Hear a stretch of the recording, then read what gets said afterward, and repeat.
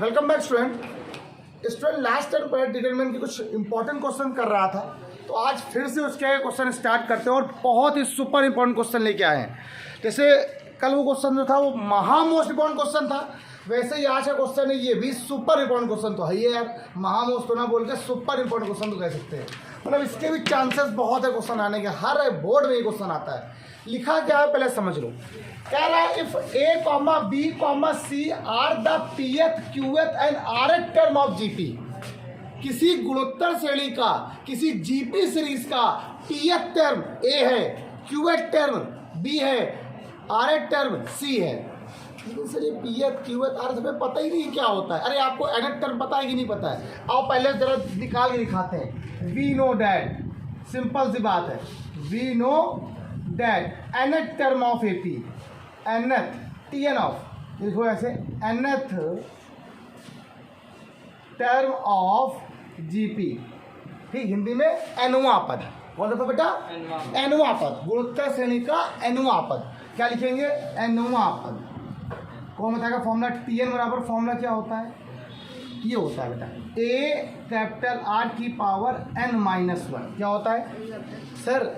हमने तो बुक में पढ़ा था स्मॉल ए होता है, स्मॉल आर होता है, और स्मॉल ए क्या होता है? फर्स्ट टर्म होता है। आर क्या होता है? कॉमन रेशियो होता है। फिर आपने कैपिटल क्यों लिख दिया बेटा? देखो हमने कैपिटल इसलिए लिख दिया क्योंकि स्मॉल लेटर में वर्ड दिए गए हैं और स्मॉल ए भी दिया गया, इसलिए मैंने कैपिटल यूज कर लिया है। कोई दिक्कत तो नहीं है। nth टर्म का जीपी का फॉर्मूला ये है जनरल फॉर्म में, ए आर की पावर n-1। अगर यहाँ n है तो यहाँ भी कितना हो जाएगा? अगर ये n है तो ये भी क्या हो जाएगा? n-1। फर्स्ट टर्म पूछेगा तो n के स्थान पर 1 हो जाएगा, तो ए आर की पावर 1-1। 2 पूछेगा तो ए आर की पावर 2-2। पी पूछेगा ए आर की पावर p-1। क्यू पूछेगा ए आर की पावर q-1। आर कहेगा ए आर की पावर r-1। ये साथ क्लियर हो गई बात। हमें कौन सा टर्म निकालना? दिया क्या क्या गया है? तेरा पी एथ टर्म कितना दिया गया? क्यू दिया गया। तेरा पी एथ बराबर क्या फॉर्मूला हो जाएगा? ए आर की पावर p-1, और इसकी वैल्यू कितनी दी गई है? ए दी गई। कितनी दी गई है? आपको दिया गया है एक इसका टर्म है पीएथ टर्म। पीएथ टर्म क्या आपको दिया गया बेटा? ए दिया गया। तो ये हो गया ए आर की पावर p-1। अब आप क्वेश्चन में चेक करो जो आपको प्रूफ करना है। सुजल, जो क्वेश्चन प्रूफ करना था अर्जुन बेटा, उसमें लॉग ए है, लॉग बी है और लॉग, मतलब आपको लॉग में वैल्यू चाहिए। किसमें वैल्यू चाहिए बेटा? तो आप क्या करेंगे इस क्वेश्चन में? Taking log both side, taking log on both side. क्या लिखेंगे? Taking log on both side. जैसे आपने लिखा तो लॉग ए, तो क्या आ गया? लॉग कैपिटल ए आर की पावर p-1। यहाँ से क्वेश्चन में आ गया, क्लियर हो गया बात यहाँ से। तो लॉग ए इक्वल टू क्या आ जाएगा? Log m plus n। Log में दो चीज़ अगर इंटू लिखी होती है तो प्लस में हो जाती हैं। अगर ना किसी को पता हो तो मैं यहाँ पर लॉग की एक प्रॉपर्टी लिखे दे रहा हूँ। लॉग m इंटू n क्या होता है बेटा? Log m plus log n। 11 में पढ़ाया था, क्वेश्चन था एक जगह पर। तो ये क्या अलग अलग हो जाते हैं। a प्लस लॉग आर की पावर p-1। एक लॉग की प्रॉपर्टी ये होती है और एक लॉग की प्रॉपर्टी क्या होती है?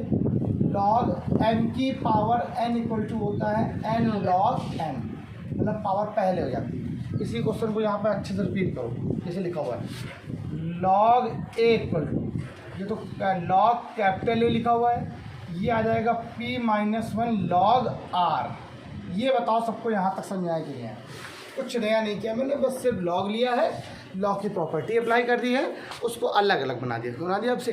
अब सॉरी, अगर लॉग ए लिया है, अगर ए आया है तो आंसर क्या आ रहा है? Log capital A plus p-1 log are.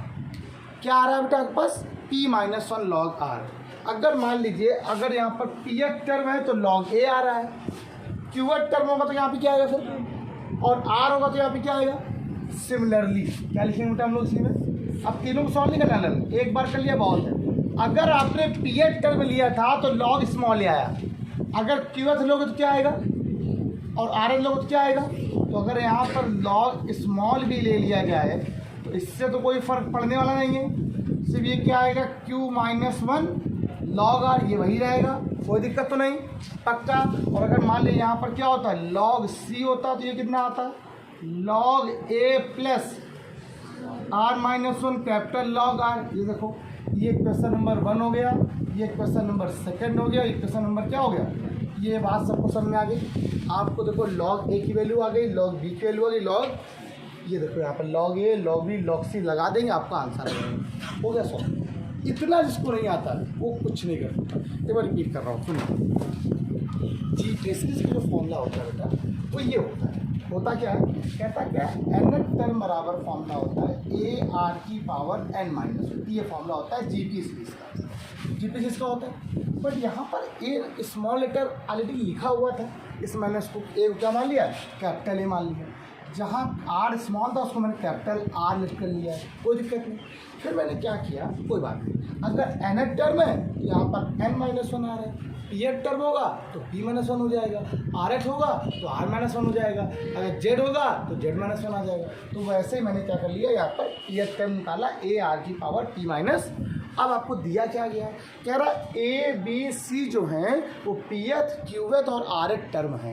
मतलब पीवा टर्म कौन सा दिया गया, ए दिया गया है, क्यूवा टर्म कौन सा दिया बेटा, बी दिया गया, और rth कौन सा टर्म दिया गया, सी दिया गया।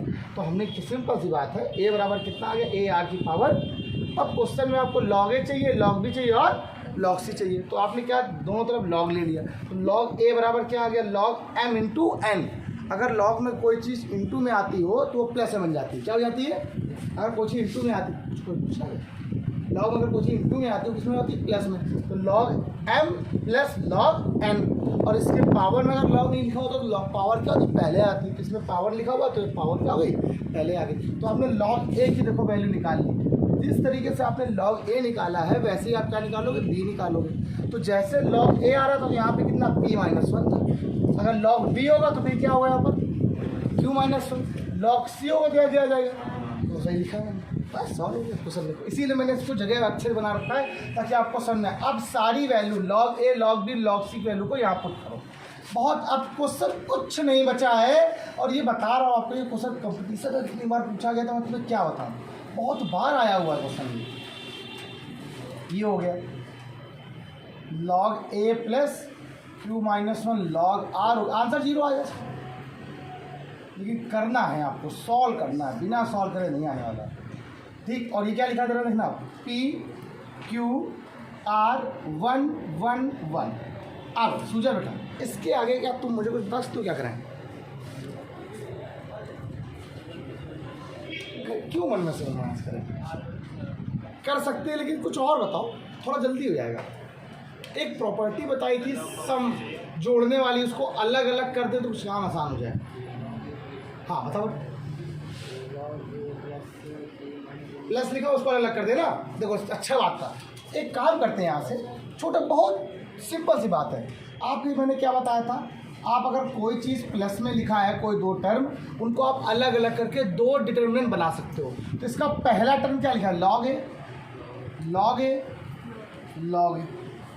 यहाँ पे क्या लिखा हुआ है, पी क्यू आर 1 1 1, बना दे बॉक्स, प्लस यहाँ पे क्या लिखा है बताओ, अंश बोलो कितना लिखा हुआ, p माइनस 1 लॉग आर, क्या तो लॉग आर, क्या q minus 1 capital log are, r minus 1 capital log, ये क्या लिखा हुआ है, p q r 1 1 1, कोई दिक्कत नहीं, बेल रहा है तो अच्छा किया। अब कुछ कॉमन आ रहा है, याद है क्या कॉमन आ रहा है, बस बोलो तो लॉग ए कॉमन आ रहा है, यहाँ क्या बचेगा, यहाँ क्या बचेगा, यहाँ क्या बचेगा, इसकी वैल्यू Q0, क्योंकि C1 और C3 क्या है, क्लियर, कोई दिक्कत क्या, पक्का। यहाँ जैसे आपने log are common, log A common लिया, 1 1 1 P Q R 1 1 1, वैल्यू कितनी हो गई, खत्म काम का काम। प्लस यहाँ कुछ कॉमन आ रहा है क्या, यहाँ कुछ कॉमन आ रहा है क्या, क्या कॉमन आ रहा है,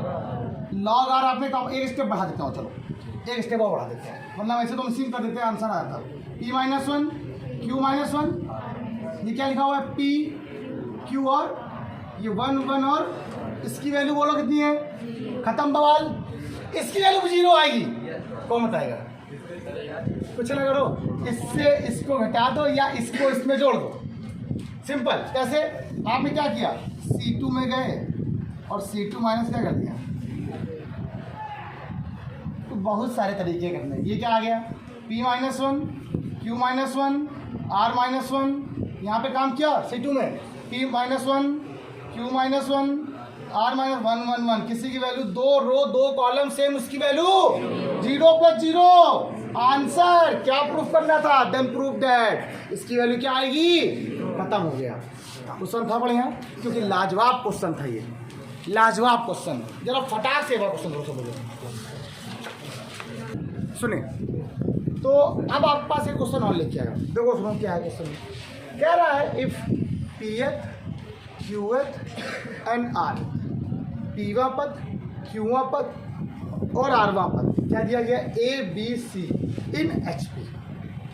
अब की बार HP दे दिया। देखो 3 प्रकार की सीरीज पढ़ी थी आपको, 3 टाइप की, पहली AP, दूसरी GP और तीसरी AP में तो कोई मतलब ही नहीं, आपको पता था AP के बारे में सब कुछ, GP को पीछे बताया। HP क्या होता है, जो भी चीज़ आप HP में पढ़ते हो उसका जस्ट उल्टा AP होता है। क्या होता है, जैसे आपसे कह रहा है पीएच टर्म क्या है, A है। अगर कह रहा है किसी भी HP सीरीज का पीएच टर्म A है, तो पता है पीएच टर्म किसी भी AP सीरीज का 1/A हो जाएगा। क्या हो जाएगा फिर, क्योंकि मुझे HP नहीं आता, मुझे HP नहीं आता, लेकिन आपको AP तो आता है। आपको क्या मालूम है, सुनना, क्या पता है, pH term of HP is A। PH term of HP का जो पीएच टर्म कितना A है, देन तब pH term of AP is 1/A। बस इतना याद। अब ये पूरा क्वेश्चन क्या बदल गया, AP में बदल गया। पूरा क्वेश्चन कैसे बदल गया, अब इसका मतलब आपसे कह दिया है कि if Pth Qth Rth term of AP are 1/A 1/B 1/C। समझ में आ गया चुटकी में क्वेश्चन, कुछ दिक्कत नहीं। अब आपको जो दिया गया है वो ये दिया गया है, तेरा पीएच टर्म क्या है, 1/A है, क्यूएच टर्म क्या है बेटा, 1/B है, और आरएच टर्म क्या है बेटा, 1/C है। नो प्रॉब्लम, कोई दिक्कत नहीं। बात समझ में आ गई। अच्छा, अब आप लोग मुझे एक बात बताओ, एनएच टर्म का फॉर्मूला सबको पता है ना, AP सीरीज के एनएच टर्म का फॉर्मूला A प्लस क्या होता है, n-1 into capital D। Sir आपने फिर कैपिटल लिख लिए सारे, A को भी कैपिटल लिख दिया क्योंकि ये दिया गया है, कैपिटल D ABC सब ये भी कैपिटल था तो इसको भी कैपिटल लिख दिया, कोई दिक्कत तो नहीं। ये किसका फॉर्मूला होता है, AP सीरीज का। किसका होता है, समांतर श्रेणी का। अंश बेटा, अब आपको ये टर्म क्या दिया गया है, मान लीजिए यहाँ पर पीएच होता, फिर क्या होता, तो पीएच टर्म क्या बन जाएगा, कैपिटल A प्लस, बोलो P -1 इंटू, और कैपिटल A का मान कितना है, हाँ क्या P का मान कितना, सॉरी 1/A का मान कितना आ गया, capital A plus P -1 into D। Question number, कुछ नहीं करना। अच्छा, ऐसे ही 1/B बराबर कितना आ जाएगा, capital A plus Q -1 into, ऐसे ही 1/C बराबर कितना आ जाएगा, capital A plus R -1 into D। Question number क्या हो गया, बताओ, कोई दिक्कत बच्चों को, कोई दिक्कत भैया। एनएच टर्म का AP का फॉर्मूला बताओ क्या होता है, A plus n-1 into D। अगर TP पूछेगा तो क्या हो जाएगा, A plus P -1 into D बराबर कितना दिया, 1/। अगर QF होगा तो 1/, R होगा तो 1/। आपको कोई लॉग में भी चाहिए क्या, इसमें लॉग भी चाहिए नहीं, तो सब हो गया, हो गया सॉल्व। अब आपको दिख नहीं रहा है, बस आपको दिखाना बाकी है, सिर्फ दिखाना बाकी है। कैसे, क्वेश्चन लिखो। अब आप सिर्फ क्वेश्चन लिखो। क्वेश्चन क्या दिया है, देखो कह रहा BC CA AB, ये क्या लिखा हुआ है, P Q R 1 1 1। कौन बताएगा, आपके दिमाग में एक बात फंस रही बार बार, पता क्या सर, 1 1 तो बना है, सॉल्व कर लीजिए, 1 1 तो बन ही गया, आपको बराबर 0 पुट करना है, प्रूफ करना है ना। है आपके दिमाग में चल रहा है कि सर 1 है, नहीं 1 नहीं करना है, यहाँ पर इसका यूज करके निकालना है, एक्सप्लेन भी नहीं करना। आपको एक्सप्लेन करना कर देंगे, लेकिन जितना आपसे हो सकता है उसको यूज करो। पहले क्या करें, आहान क्या करें इससे वैल्यू आप पुट कर सकते, कुछ हो नहीं रहा है। शायद किसी के बच्चे के माइंड में क्लिक कर रहा हो कुछ भी कि सर ऐसा करने से काम, अन्य बताओ। ये तो हो गया, यहाँ बताओ क्या करें, इससे वैल्यू लगा सकते हैं। वैल्यू कैसे लगाएं भैया, हाँ मल्टीप्लाई कर दो, हाँ सही कह रहा है। बहुत अच्छी बात ये सुनो, बहुत अच्छी बात कह रही है। ऐसा कहने का मतलब है अगर हम ए बी सी से डिवाइड कर दें या ए बी सी कॉमन ले लें, क्या ले लें, सिंपल सी बात ये है कि अगर हम ए बी सी कॉमन ले लेते हैं किससे, R1 से, किससे कॉमन ले बेटा, अपने मन से, तो जबरदस्ती कॉमन ले रहे हम। हमने क्या लिखा, small A B C common from R1। ऐसा क्यों किया पता है, ऐसा इसलिए किया जब किसी की कोई चीज़ ज़बरदस्ती कॉमन ली जाती है तो BC तो बाहर आ गया भाई, आपने देखो ABC बाहर लिया, इसमें से कॉमन लिया तो BC बाहर आया, लेकिन A था नहीं तो किसमें बचा, 1/A। यहाँ से कॉमन क्या बचा फिर, 1/B। यहाँ क्या बचा, देखो जब आप कहीं से कॉमन लेते हो अगर उसमें वो चीज़ नहीं होती है तो वो हमेशा अपॉन में बसती नहीं बसती है, हो गया। यहाँ क्या बचा, P Q R 1 1 1। अब बताओ 1/A की वैल्यू क्या दी गई, B की वैल्यू क्या दी गई, C की वैल्यू क्या दी गई, लगा दो A B C।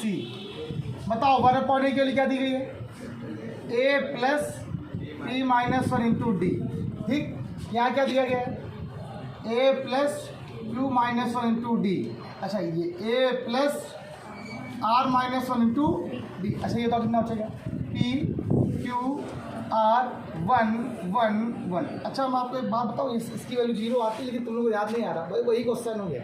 लेकिन अभी आप लोग इसको नहीं सॉल्व कर सकते, आप लोग करना आता है। अगर ये चीज़ ऐसे लिखी होती है, ऐसे कॉलम वाइज में, तो मतलब ऐसे ये रो वाइज में लिखी, अगर कॉलम वाइज में लिखी होती तो क्वेश्चन करने में दिक्कत ना होती।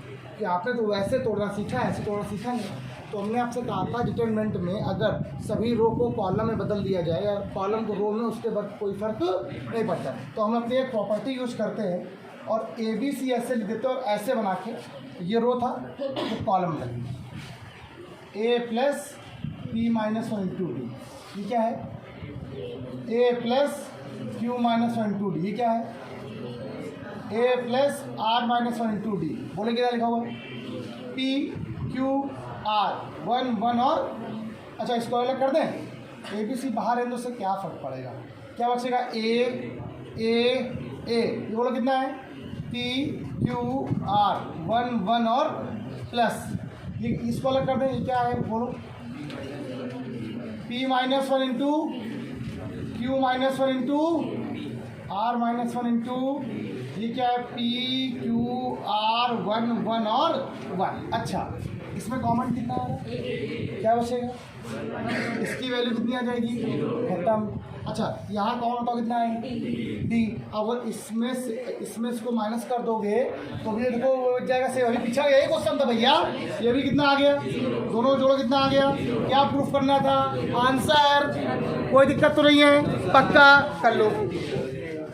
सुनिए क्वेश्चन में ये लिखा हुआ है, क्या बोल रहा है, कह रहा है if 1 plus A 1 1 1 plus B 1 plus 2B 1। अब ये पूरा क्वेश्चन लिखा हुआ कह रहा है अगर इसकी वैल्यू 0 है तो कह रहा है देन प्रूव दैट, जहाँ A B C की वैल्यू 0 नहीं होगी तब उसकी वैल्यु निकालो। Then prove that A inverse plus B inverse plus C inverse equal to -3, या इसको हम लोग ये भी लिख सकते हैं 1/A plus 1/B plus 1/C equal to -3। यह सही है, हो गया सॉल्व, क्वेश्चन सॉल्व हो गया। आपको ध्यान देना है 1/A 1/B 1/C निकालना है। अब कौन निकालेगा, कैसे करेगा, सबको आता है, मुझे पता लग गया इतना मुझे मालूम है। आप मेरे बच्चे होशियार हो, सब कर लेंगे। क्वेश्चन, इस क्वेश्चन को एक बार रिपीट किया फिर से, 1 प्लस A 1 और 1, इससे लिखा 1 plus B 1 plus 2B 1 1 plus C 1 plus C 1 plus 3C। आपने क्या किया, R1 में A कॉमन ले लिया, R2 में B कॉमन ले लिया और R3 में आपने क्या लिया, कॉमन, क्या लिखा, common A, B, C from R1 R2 R3 respectively. आपने जब कॉमन लिया, जबरदस्ती कॉमन लेंगे, जो चीज़ नहीं होगी वो अपॉन में आ जाएगी।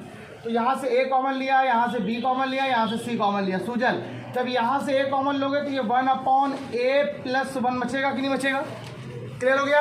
अंश 1 में से A कॉमन लिया 1/A और A में से A कॉमन लिया 1, क्लियर।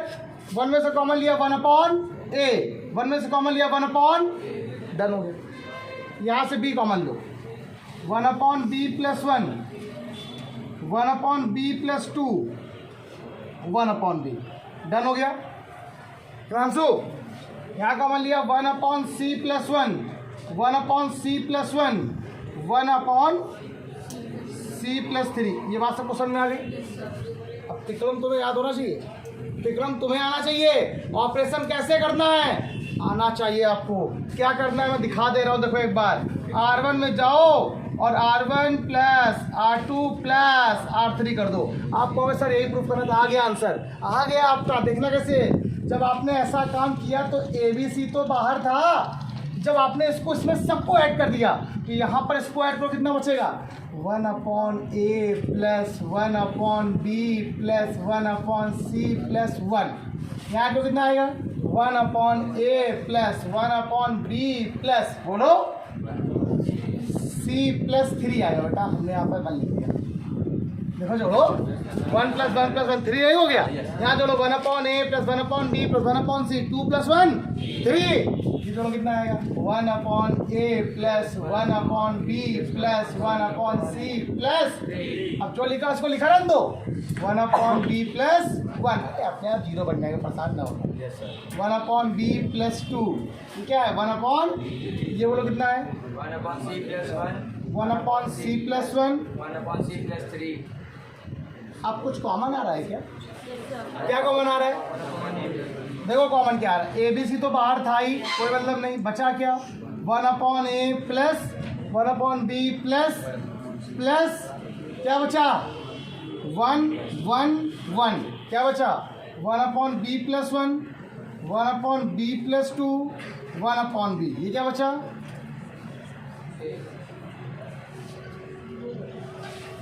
बताओ समझ में आया सब लोग नहीं है, क्लियर होगी बात। अब लास्ट स्टेप बचे हैं, वही काम अब तो एक्सपेंड करना पड़ेगा, और ये वैल्यू 0 चलेगी भैया हम ना, ठीक, बराबर चला 0 में। अब क्या करेंगे, इसको सॉल्व करना है, तो पहले 0 बना लो, इसमें इसको माइनस कर दो, इसमें से इसको माइनस कर दो। भाई इतना छोटा सा है यार कॉन्सेप्ट, इतना करना ही पड़ेगा।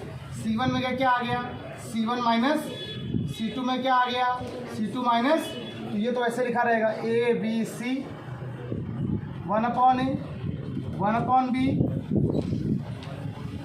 ठीक, कोई दिक्कत तो नहीं। जब इससे इसको माइनस से कितना आ गया 0, इससे इसको माइनस से कितना आ गया -1 आया कि नहीं है, इससे इसको माइनस से कितना आ गया, इसमें इसको माइनस से कितना आ गया, इसमें से इसको माइनस से कितना आ गया 2, ये से ये माइनस किया तो 1/C किया तो -2 आएगा, हुआ कि नहीं वो। लास्ट में क्या बचा 1 1/B 1/C + 1। आप किसके रेस्पेक्ट पे अप्लाई कर दें, R1 के रेस्पेक्ट, R1 के साथ ठीक, बराबर कितना है 0। अब R1 के रेस्पेक्ट पे सॉल्व कर दो तो ये बाहर रहेगा, ठीक है, इसको बाद में कर लेंगे। तो अलॉन्ग R1 तो 0 लेंगे नहीं, -0 लेंगे नहीं, सीधे 1 को ले लेंगे, तो 1 के साथ क्या आएगा, ये गया, ये कितना आया, -1 0 2 -2। यहाँ मल्टीप्लाई करो कितना आएगा, 2 × 2, देखना, और बीच में -0 बराबर कितना आ गया 0। ये बराबर 0 चल रहा था, नहीं चला, साथ में क्या था यहाँ पर, साथ में यहाँ पे था ABC, और वही 1/A + 1/B + 1/C + 3 शॉर्ट में लीजिए। अब जब ये लिखा था ABC, साथ में क्या था 1/A + 1/B + 1/C + 3, और 2 इसके इंटू तो यहाँ आ गया, बराबर कितना आ गया 0। अब 2 टर्म 0 है, 2 टर्म का मल्टीप्लाई क्या है 0 है। इसको जरा समझो, ये चीज़ बच्चों को समझ में आती तो है, दैट कर देते बच्चे, और टीचर सही भी करते, गलत नहीं करता, लेकिन अगर कॉन्सेप्चुअल बताए ना तो बहुत सारी दिक्कतें हैं। यहाँ पर मैं बताना चाहता हूँ मैं आपको, यही समझो पड़ेगा वो चीज़, ये यहाँ समझना सुनना।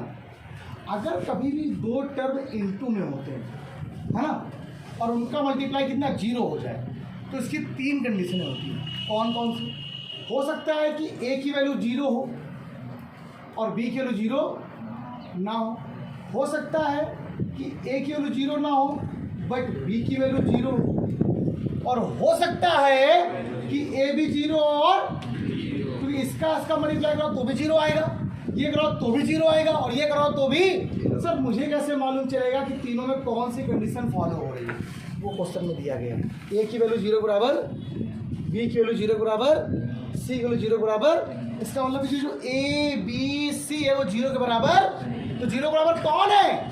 ये वाला टर्म किसके इक्वल हो गया? तो ये 2 के साथ, 2 भी साथ में चला गया, इसलिए क्या लिखो? 2 1 upon A 1 upon B 1 upon C plus 3 equal to 0। यहाँ पर लिखना since A not equal to 0, B not equal to 0 और सी नॉट इक्वल टू 2 चला गया 0 में। क्या आ गया? 1 upon A 1 upon B 1 upon C equal to -3। एक बार क्वेश्चन को रिपीट कर रहा हूँ, सुनना। क्वेश्चन में दिया है, बस यहीं से बता रहा हूँ। यहाँ क्या लिखा हुआ है? 2abc और इसके इंटू में ये बराबर क्या आ रहा है? 0 आ रहा है। ये टर्म 0 क्यों नहीं हुआ? अगर ये टर्म 0 हो जाएगा तो ए की वैल्यू भी 0 आएगी, बी की वैल्यू भी 0 आएगी और सी की वैल्यू भी, जबकि दिया गया है a not equal to 0, B not equal to 0 and c not equal to 0। Got it? ये बात सब क्वेश्चन में आ गई। अब सुनो, ऐसे क्वेश्चन हमेशा कभी कभी क्या होता आते हैं। मुझे एक क्वेश्चन मिल गया, अभी तो मैं आपसे कह दूँ कि क्वेश्चन मिलने बाकी रह गया। मैंने आपसे कहा ना, मैं यहाँ पर बैठा नहीं हूँ आप लोग के लिए करने के लिए कि मैं आपको एक एक करके बताया जा रहा हूँ क्वेश्चन। ठीक है, अब आप लोग लगाइए क्वेश्चन अपनी बुक से या किससे जहाज में लगाइए, पूछ लीजिए क्वेश्चन, मुझे कोई दिक्कत नहीं। मैंने आपको हर टाइप का क्वेश्चन बता दिया है। अब मुझे जो पढ़ाना होगा वो मुझे क्वेश्चन बताना है कि अब 2 इक्वेशनों को कैसे सॉल्व किया जाता है। 2 इक्वेशंस, या उससे पहले हम पढ़ाएंगे आपको कोफैक्टर और को-माइनर्स। कोफैक्टर और को-माइनर्स क्या मेरा मतलब है? कोफैक्टर्स और को-माइनर्स का मतलब है आपको ए इन्वर्स निकालने का मेथड। ठीक, तो कल की क्लास से आपका बड़ा इंपॉर्टेंट होगा। कल पहले इसके जो बचे हैं वो बताते हैं, फिर नेक्स्ट टाइम से बताएंगे इसको।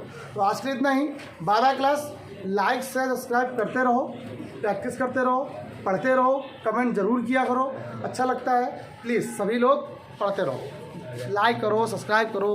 भैया बाय बाय।